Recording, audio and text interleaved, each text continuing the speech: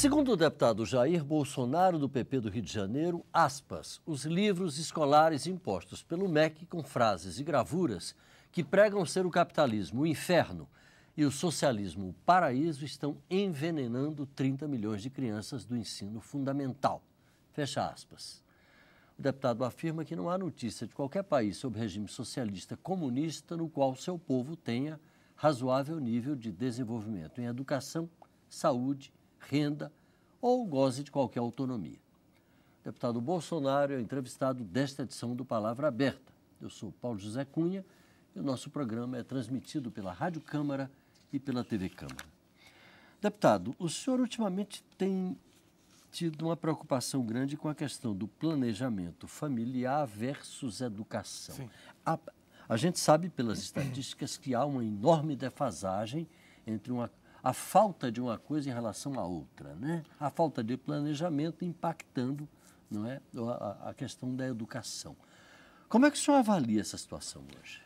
Olha só, eu vou com números, e com números não temos como nos entender aqui. Tá?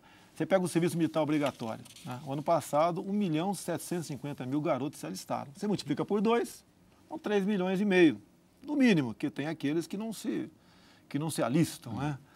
Então, e tirando os mortos, então, nós crescemos na taxa de 3 milhões de habitantes por ano. A grande maioria dessas pessoas, né, não tem qualquer futuro no atual sistema educacional que nós temos, inclusive voltado para o socialismo.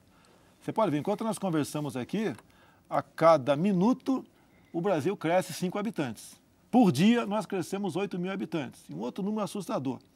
Em torno de um quarto dos partos no Brasil, a responsabilidade são de meninas entre 10 e 19 anos, que está na cara que a grande maioria não são planejados, vão ser criados com vovó.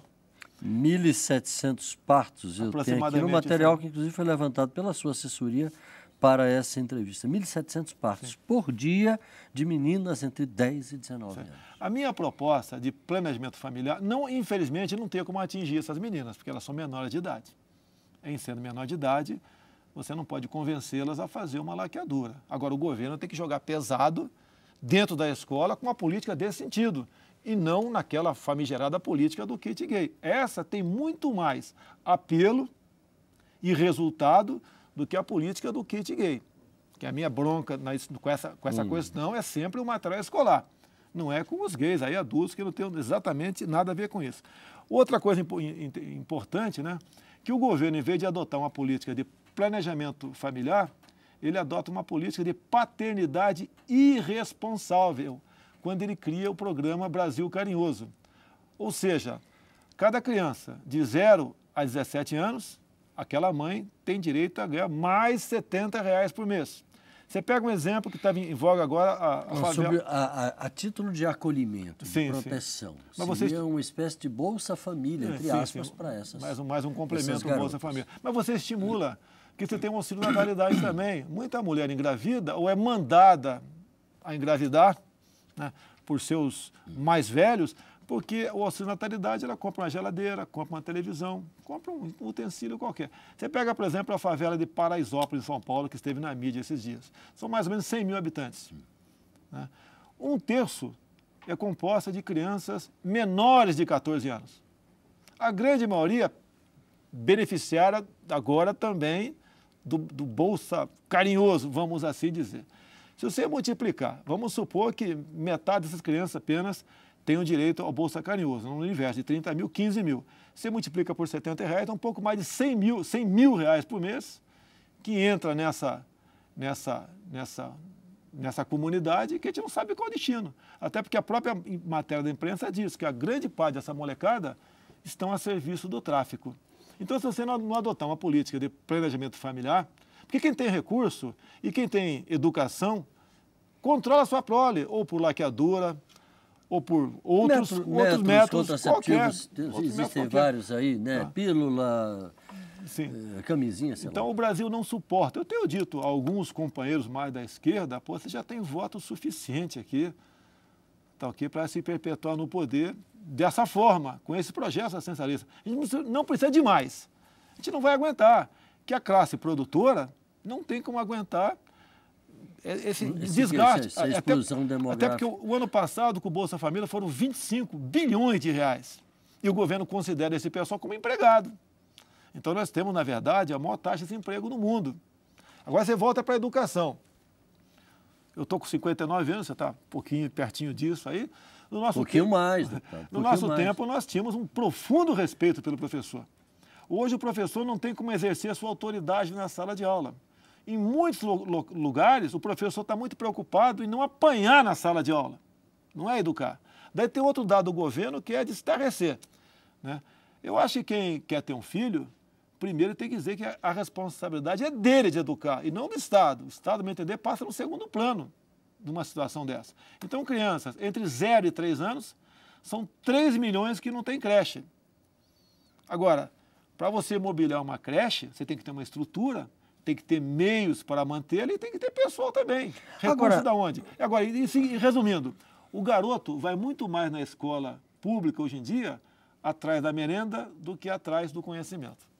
Agora, deputado, a gente ouve falar da necessidade de programas de planejamento familiar no Brasil há muito tempo, muito tempo. E, na verdade, esses programas nunca foram implementados na medida da necessidade, o que acarretou essa explosão demográfica que a gente vive sem a necessária infraestrutura para suportar essa. Na área de educação, na área de saúde, em todos os setores. O próprio trânsito das cidades não suporta essa quantidade de pessoas e, portanto, de carros que estão transitando diariamente, não é? O senhor não acha que é hora do governo, seja que governo for, qualquer matiz ideológico, considerar o futuro e tomar a atitude que precisa ser tomada, e não apenas o presente que eu digo o presente pertinho da eleição? A gente entra para a ecologia também, né? É muito bacana tu defender o meio ambiente, mas nós somos 200 milhões de habitantes. Então, os ruralistas têm que botar por dia na mesa do povo brasileiro 200 mil toneladas de alimentos. Tira o que veio do mar aí, tá ok? 200 mil toneladas de alimento, que é o que nós comemos em média por dia. Cada dia, como são mais 8 mil habitantes, tá? Mais 8 toneladas de alimentos. Nós não temos como atender essa demanda, até porque uma política nefasta, que eu chamo de indústria das demarcações de terra indígena, se faz presente. E não é só isso. Tem os parques ecológicos, estações ecológicas, né? Área de proteção ambiental, uma infinidade de meios que se joga aqui dentro do Brasil, de modo que você não tem como viabilizar uma agricultura razoável no nosso país, sem contar com a demanda externa, que a partir do momento que a China cresce e importa mais de nós, falta muito mais comida para nós aqui. Então é outra coisa importante, que eu entendo que o meio ambiente, eu só adotaria essa política que está aí, caso tivesse concomitantemente adotado uma política de planejamento familiar. Quer ver uma coisa? A Baía de Angra, por exemplo, entre Angra e Paraty, mais ou menos 90 quilômetros, demarcou-se uma estação ecológica ali. O povo ali não pode mais frequentar a praia, pescar um peixe sem valor comercial, não pode jogar uma âncora no barco para visitar uma ilha. Então, o que acontece? A massa daquelas quase 15 mil pessoas que vivem dessa economia, a exemplo do que acontece ali na Baía do Ribeira, entre Canané e Iguape, em São Paulo, está migrando para o Bolsa Família. Será que é isso que vai alavancar o Brasil para algo melhor no futuro? Não é isso aí. O que é que o senhor propõe, deputado, do ponto de vista prático, para a gente encerrar esse programa? O que é que o senhor sugeriria como forma de se encarar verdadeiramente a questão e tentar, pelo menos, dar um encaminhamento? Eu tenho uma proposta minha na Constituição, já tem 10 anos já tramitando, deixando de ser crime laqueadura e vasectomia. Na época eu botei 21 anos, eu agora colocaria 18. O senhor reduziu para 18. Independente de ter filhos ou não. Porque hoje em dia, para você fazer uma laqueadura, uma vasectomia, você tem que ter 25 anos de idade e 2 filhos. Muitas vezes não.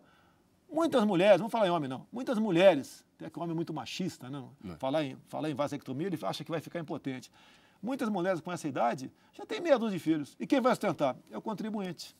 Eu tenho pena dos prefeitos nesse momento.